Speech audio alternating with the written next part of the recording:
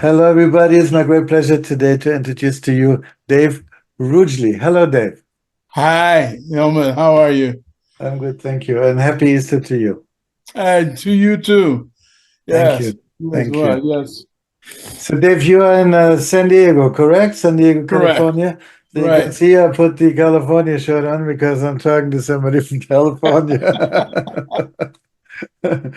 Good, um, good. Yes. Dave, we're going to speak today about it used to be called Bible album. Now it is called The Testament. And Right. it's an amazing production that has been Yes. created 40 odd years ago or something. Yes. And let me just quickly, I came into the picture with this whole thing because I'm running Wolf Entertainment, my label, and uh, one of the two top producers from the album, Martyn Ford, is on my label. And Uh-huh. at some point, he came to me and said, "Hey, Helmut, I've got this crazy, amazing album that's 40 years old. It's been digitally remastered. Would you be interested to listen to it?" And I said, "Yeah." So he sent me 10 songs, and I was so blown away. Wow. It was just incredible. And since then, we released a single for Christmas, Mm-hmm. and now we just released for Easter a 5 track EP called Risen. Right. So, and then the next step will be that we are going to release the rest of the album. So please, Dave, tell everybody, how did you get into this crazy, amazing project? Well, I was yes, I was living in Africa with my wife and children, and I had worked with the guys a little bit before in France, but I had gone down to Africa because an Episcopalian minister in Nigeria invited us down to work with him. And of course we went down. It was a fantastic experience being in West Africa, seeing different things, talking to. Uh, I even got one day I was mistaken for an Igbo, for they were speaking to me in the language and I didn't speak it. And they started, giving me a hard time, telling me that I was being stuck up, and Ah, one day the postmaster general there in the eastern part of Nigeria came out and he said, "No, this is Dave. My nickname is Simon." He said, "This is Simon. He's here to work with Reverend Inkwell." And so, I've spent a year there, and then I was over in Ghana, and we had just had a baby born. She's like her name's Ngozi. We gave her a Eastern African Nigerian name. name, Mhm. and she lives up northern, just north of me, about an hour and a half, with her husband and two kids. And we were getting ready to, just getting settled in, and I got a letter one day, and the guys invited me to come up to sing on the Bible album. And I didn't know what this was because I was in Africa. I'd been gone a year and a half. And so I did what I could. I went down and I found a ticket, and this young man at Alitalia helped me. He took my money and he ran off, and I thought, oh Lord, he's gone. I don't know what he said The to money me. gone too, yeah. Yeah, but he came back about a half an hour later, and he says, "Here, The Mr. Root, ticket. here's your ticket, your round trip ticket." So I took off, and it was like, wow. It was like pioneering, just I didn't know what I was doing, where I was going.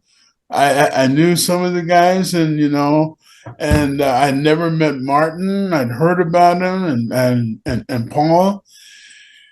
And when I got to That's London, Paul Buckmaster. Do I get, yeah? yeah, Paul Yeah. Buckmaster. Because Yeah, he and Martin produced it, yeah? It was right. the two of them, yeah. Right. Yeah. Yeah. Yeah. Along with Nicky Harrison. Okay. Nicky Harrison, I met after I got there. I'd never known him, but then I found out later that Nicky, Nicky had done the string arrangements on a Rolling Stones song, Angie. Oh, I love that And that song. was, yeah, that was, of course, I knew Angie and I listened to it again because there was Nick. And it was just a mind blowing experience. I being in a studio. I mean, a real live recording Top studio. studio. Yeah, big one. It was like I was blown completely away because I'd never seen anything like that, never been around anything like that. But it was so neat meeting the guys and learning about the music. I think we started doing we started recording on in Air Studios. We started recording there, and then there I met one day I met the Cars, Rico Kosick. He was standing in there, and he and his band were recording something, and I got to say hello to him, talk to him, and it was. But seeing all the automation, automated tables, I realized at that time recording had just gone bonkers. It was so, watching Paul and Martyn, set everything up on this automated table and watch it do its thing was just mind blowing. Yeah. How did you get together with the band? I mean, what's your connection with the group Well, that put in, this in music together? Paris, I was doing a lot of busking here and there, and I played in some jazz restaurants. Be a guitar player and singer, I played guitar, yeah, and I sang and at sing, that yeah. time, yeah. So I was playing around, gigging around at Paris, and yeah, we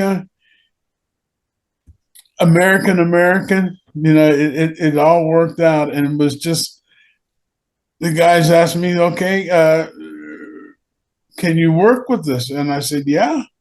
And yeah, it started going really good. I never worked with a band before. I just played, just my little acoustic guitar. I learned how to play by ear, and Did you? yeah, I had I was studying English in New Mexico, and my first, well, I didn't want to go to Vietnam, so I stayed in college and studied English, and Good yeah, on you. yeah, and I wrote a lot of poetry, and so I started writing songs about that time, and we hit it off.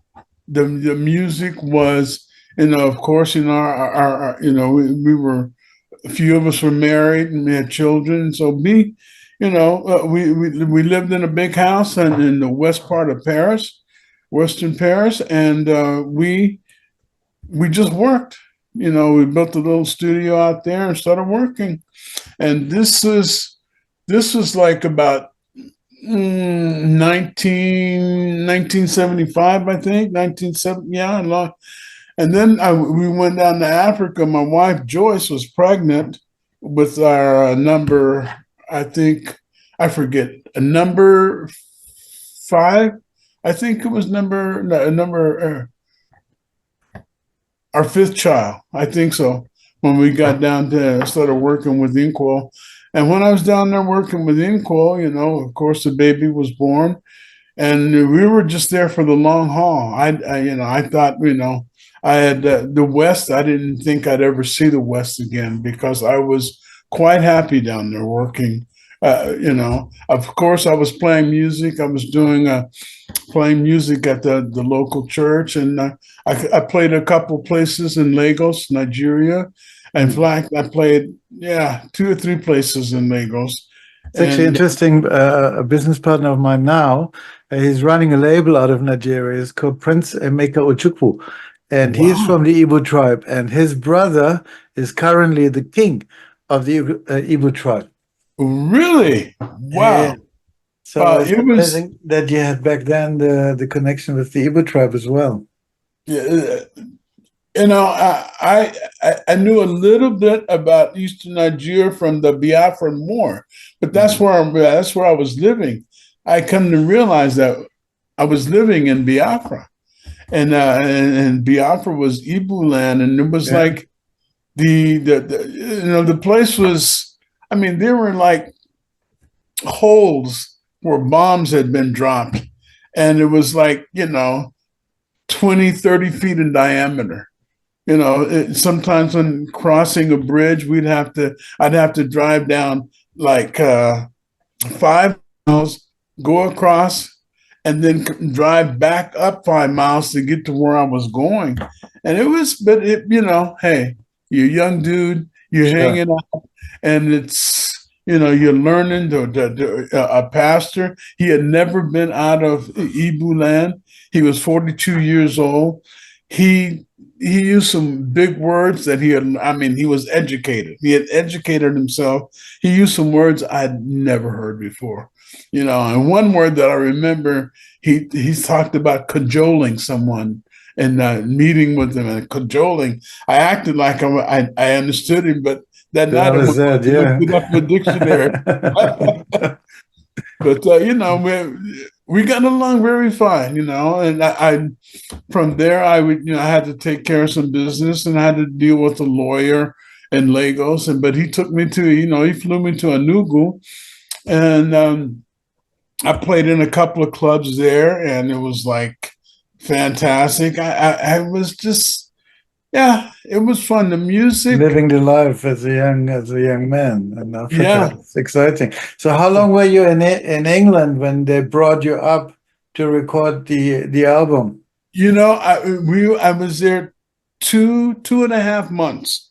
We Okay. started, yeah, we started working on it, and there was this one song. After I got my bearings and understood about crossing the street, one day I almost stepped out in front of a Happened taxi. to me. It's Yeah, and come from the wrong side. exactly. This friend Rebecca grabbed me by the collar and pulled me back up on the sidewalk, and as I was catching my breath, I had to stand there on Oxford Street, just and but I it still can was identify. First time I was in England, just quickly. uh, I just look left as you do normally, right, and exactly. and nothing. So I go, and this car comes, and I still till today do not know how I was actually not hit by the car. I think my molecules actually dissolved, and the Yes, car went through my body, through the molecule. I reassemble on the other side because that's the only thing in my mind how I could have survived this. It's so I dangerous. hear you. Mm. I mean, you know, I know when it's our time to go, we go. But if it's not our time, some Yeah, amazing things happen. Yeah, yeah, yeah, yeah. you know. And I was just So I then started, you started working with Martin and with Paul. right, And did right. you ever meet Simon Phillips, the drummer? I met Simon. He Okay, was because uh, he's incredible. He's he just is incredible. magic. Yeah. He was incredible. A lot of the music was done, but I got to, Simon came in one day I think to add some touches, I forget. It was a guitar player. I forget his name. It started with I think his name was Davy something, but he was really Okay. good. He had played with Elton John. Okay. And then of course there was Ray Cooper, Elton John's percussionist, and he and I had many discussions, about music, about the states, and about just life in general. I think he was just a little bit older than me, but yeah, of course he'd been around longer there, places, and and then Martin and Paul, they gave me the songs that they wanted me to sing, How and many of did course you do? How many songs did you do? I did right now.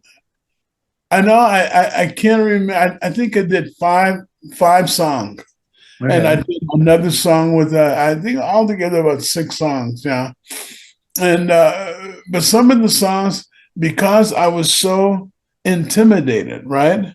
Because I'd never been. There were speakers, like 3 feet wide, 10 foot high, And John Gregory, he was a keyboard player we played with in Paris, and he's done a lot of the mastering. There would be all this music coming out of the speaker's helmet. I mean, just blasting, just boom, boom. And John, I mean, he would sit there, and when they turned the tape off, John would say, the third string on the guitar and the fifth fret was off. How did he know that? I'm sitting there like I'm in space, just listening to a Martian tell me about what's going on. But he was correct, and they had to go back and do it. But it took us. So you played guitar on these songs? No, I didn't play. You just sang. Okay. I just sang, yeah. And I just sang, and we started working on the English version. The music was all done, and as we were working, Paul had picked out a song, this one song called "In the Garden of Love." He put me in a little booth, and I told him, I said, "Paul, the song is too high for me. I can't do it." And he says, "You can do it. You can do it." And so I timidly walked into the booth. I started singing, but I kept missing the note. But Paul had me in that booth for 8 hours. There you go. Well, I got it. And when I got it, it was like, yeah, it was done. And then the rest of the songs were fine. And, it reminds me the first time I was in London in a top studio like yourself, 96 channel automated desk, is like getting blind just looking at this gear. And the producer, Steve Charwell, he had me in there, the music was all done, and I was supposed to just do one saxophone check, and the whole day I messed it up. I played terrible. The next day, they actually put some Lazarus tape on overnight for me to kind of, get my self-esteem up. And and then the next day, first solo, and bang. And suddenly it worked, and it went. And then out of 11 songs, I was supposed to play a solo on one, and I ended up playing on 10 of the tracks. Wow. But I know how that feels when you feel so intimidated as a young musician in a top mega studio with top mega producers. Like, exactly. So I know that. Yeah. Wow. And watching Martyn, I didn't know it was his orchestra he had put together. This blew my mind just watching him. And I didn't know he played French horn. The guy was like, really? French horn? And then Paul, doing his cello, and the rhythms he wrote. The rhythms he wrote for the Bible album just blew me out of the water. Because, I mean, he was very quiet. He wasn't showy. But when he sat down, it's like this funky rhythm ghost took him over, and he came out with some rhythms that are just mind-blowing. I know. When I heard the album from these first 10 tracks and then the rest of the album, I was so blown away, and that I've never heard this before. And I've obviously grew up in Jesus Christ Superstar times, saw the movie and heard the music a lot and stuff. And I thought, wow, this is better than Jesus Christ Superstar. This is musically like a whole other level again. And the best players in England. So it's a real pleasure and honor for me to get to know you. Yeah, I mean, we took a month to do the English, and then one of the producers, well, it wasn't a producer, but the guy said, we want to do this in French. And that, was like, golly, all the air came out of my balloons. And I was feeling great. But then I had to learn everything in French. I spoke French, but I had to learn all the songs in French. And I remember starting out one night, I spent the night. One night I went to Martyn's house. I spent the night just to relax. And he lived on the countryside. He had these nice, beautiful dogs that he took care of. And the English countryside is so beautiful. Just, I mean, He had a nice stone house, big, nice fireplace where we sat at night. It was just great. But when we started doing the French, I spent a night with Paul Buckmaster in his apartment downtown. And I remember I was so nervous, Helmut. The next morning, I got up early and I had 15 cups of tea. Yeah. But each cup of tea, I put a little, I put some, it was a Grand Marnier. Grand Marnier, nice. Grand Marnier. And it 15 cups. I remember counting them and I thought, this is crazy. But I was so nervous. But it got it done. together. It was and fun. And there was the French version actually charted #1, I heard, in France, right? Yeah. One of the songs, yeah. So how do you feel about now, 40 odd years later, that the album gets a re-release, gets new live? Hopefully we can get it on stage, because I really would love it to be performed live. Ecstatic. Maybe make more. You happy about that? Ecstatic. Just the idea of it re-happening all again here, like some 50 years later, and it's like, yeah, why not? I mean, it's good music. I listened to the album. It's timeless. Yes, it is timeless. It's just absolutely. That music is just as good as better it was. Than It's anything, better. There we go. And It's better than anything that's coming out right now. Yeah, it's so good, so good. And I was listening to one of the guys. He's passed on now, but his name is Mick Fridley. A song he does so many songs in there but the one song that blew me away that I've been listening to just about every day is "What Did He Do to You, My Friend?" And it's just mind blowing. The orchestration, the way it was produced, the different ideas that Martyn and Paul came up with to kind of get the voices syncopated and rolling around at the end of the songs. It's mind blowing. Then the slow ones, the slow songs, just so much melody, and listening to Demis Roussos and listen to the Jonas Lawrence, and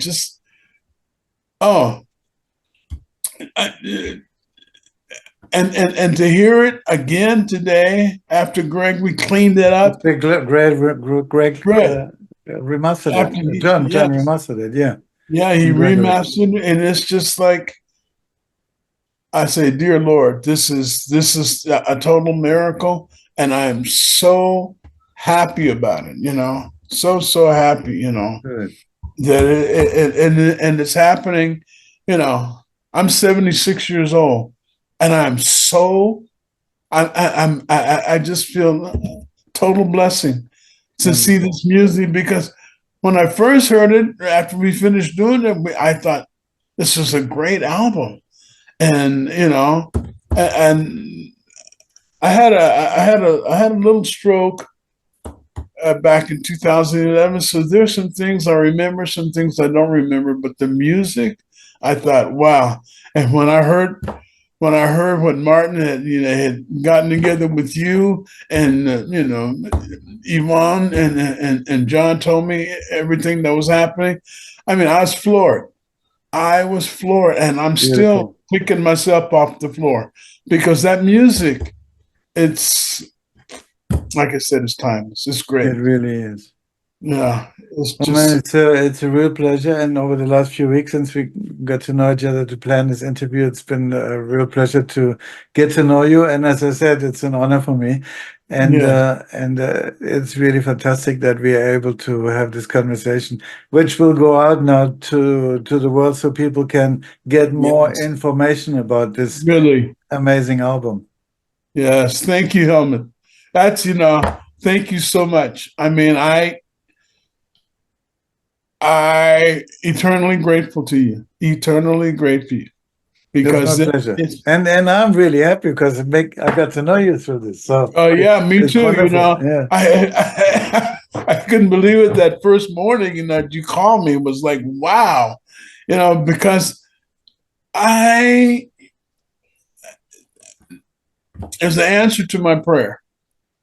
When you called me and now everything that I heard, I said, okay, the music, it can't just lie there dormant. Greg, we cleaned it up, remastered it. It's just popping, It's like I just had cataract surgery and I'm seeing everything.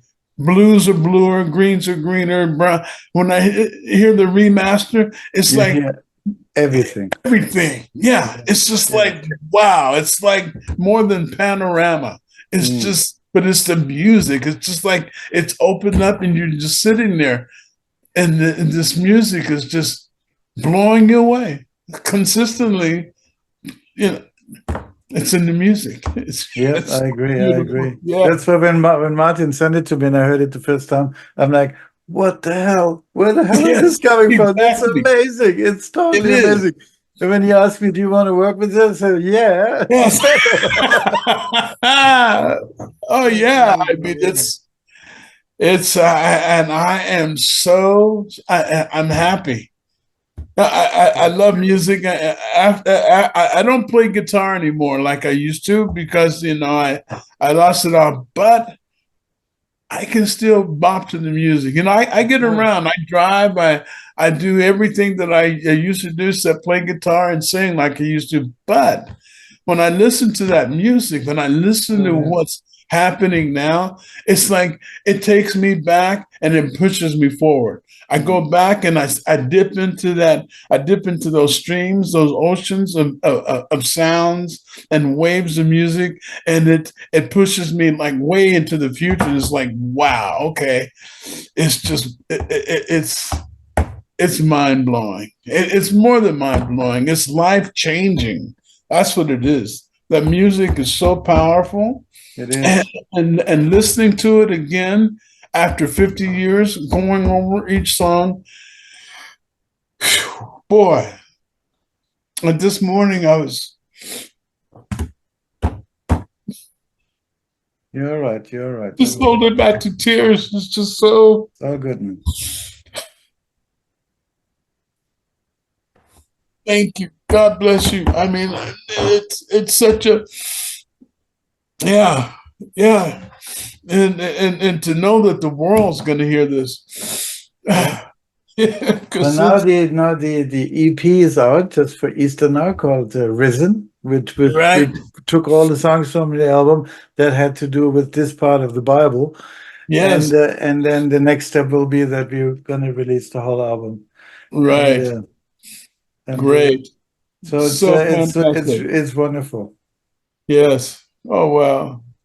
Well, I know things happen when they're supposed to happen. And this is one of those. Yeah. The Crosby, Stills and Nash, they did a song back in the day called Long Time Gone. Mm-hmm. And it's, it's here.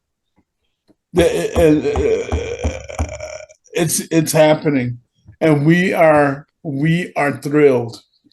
Just, I mean, tickle pink. This is such a blessing. Yeah, thank you so much. Yeah, it is my pleasure. And again, it's a real pleasure to get to know you and to speak to you. Yeah, you too, Helmut. Yes, you're in my thoughts every day. Every day. Thank you so much for all your work and and yes, everything. All the intricacies. I do. And thank you. It is. I can't wait to put my arms around you and say, "Hey, brother, this is." I'm actually coming to Los Angeles soon. We have to meet because I'm producing an album over there. When I come, I'll let you know. I come driving down. We go to Tijuana together.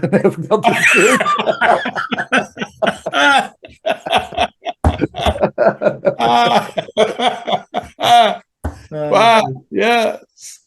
Have a tequila sunrise, huh? Yeah, or two.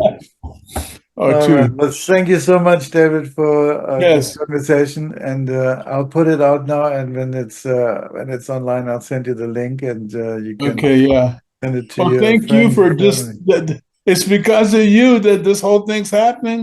You know, the juices are flowing. We're just wow, way past, way past. This is really good. Thank you. Yeah, thank you so much, Alma. Thank you. Thank All you. right. Yes. Speak to you soon, brother. Okay. Okay. Okay. Bye-bye. Bye bye. Bye bye. Yes. You won't go there yourself to let anyone else get in. Hope you know, my friend, gonna reap what you sow, my friend.